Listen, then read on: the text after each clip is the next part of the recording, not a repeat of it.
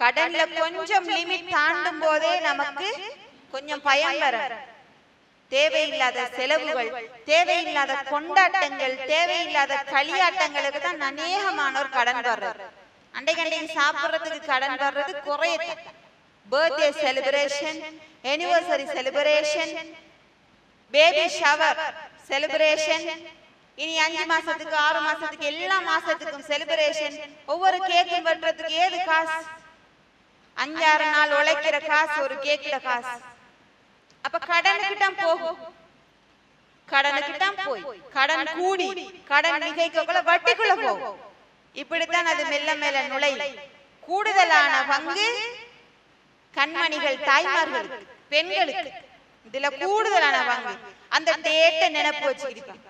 கடன் கொடுக்கிற டேட் மறந்து வைத்து அல்லாஹ் மென்மேலும் பாதுகாக்கணும். கடன் என்கிறது மௌத்தானவர் அடக்க முடியாம போறதுக்கான ஒரு காரணம்.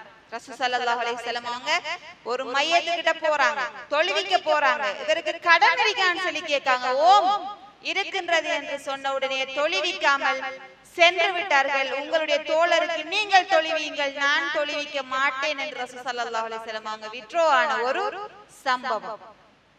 கடன்ங்கிறது அவ்வளவு பாரம்பரியமான. கடன் தந்தவர் காத்துக்கிருப்பார். அது அவருடைய சொத்து. அவருடைய சொத்தை எங்களுக்கு தந்து காத்துக்கிருக்கிறது. அல்லது ஒரே கோல் பண்ணி கேட்கிறது, அல்லது வீட்டு வாசல்ல போய் நின்று என்ன காசு கிடைச்சிட்டான்னு சொல்லி கேட்கறதுக்கெல்லாம் நாங்க இடம் கொடுக்க போட.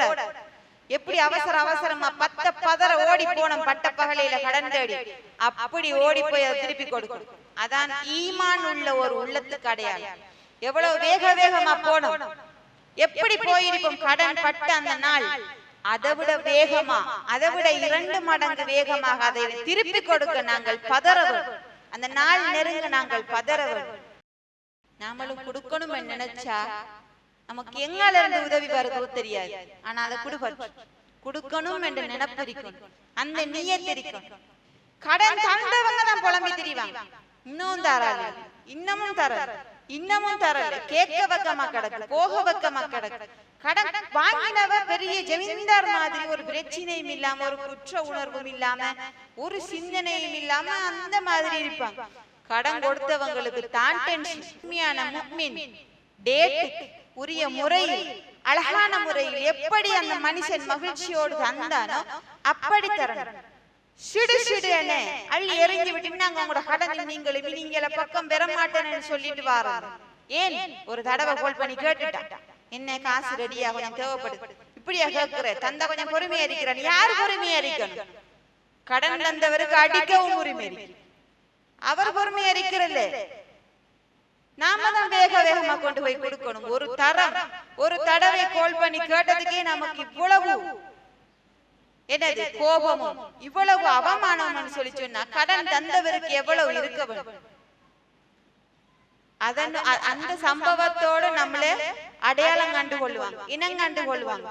ஆள் சரிப்பட்டு வரா, கொடுக்கல் வாங்கலுக்கு இந்த ஆள் சரிப்பட்டு வராது என்று முத்திரை குத்தி விடுவாங்க. இன்னொரு நாளைக்கு நம்ம திரிவோம், ஊரெல்லாம் திரிவோம், அந்த செய்தி பரவி கடன் வாங்கிட்டு கொடுக்குற ஆள் இல்லன்னு ஃபேமஸா செஞ்சிருவாங்க, நியூஸ் பேப்பர்ல எழுதி வச்சிருவாங்க. அப்படி ஃபேமஸா போற ஒரு சிலரும் இருக்காங்க. அந்த அளவுக்கு நாங்க வைக்காம அமானிடம் கடனோ பொருளோ எதுவோ அல்லாஹ் எங்களை நம்பி, இன்னொரு மனுஷன் எங்களை நம்பி தந்த விஷயம், நம்பிய விஷயம், பொறுப்படுத்த விஷயங்களை நாங்கள் உரிய முறையில் நிறைவேற்றி நாளை மறுமையிலே என் பெருமானா ஸல்லல்லாஹு அலைஹி வஸல்லம் அவர்களோடும் நல்ல மனிதர்களோடும் எங்களை அல்லாஹ் சொர்க்கத்தில் எழுப்ப வேண்டும்.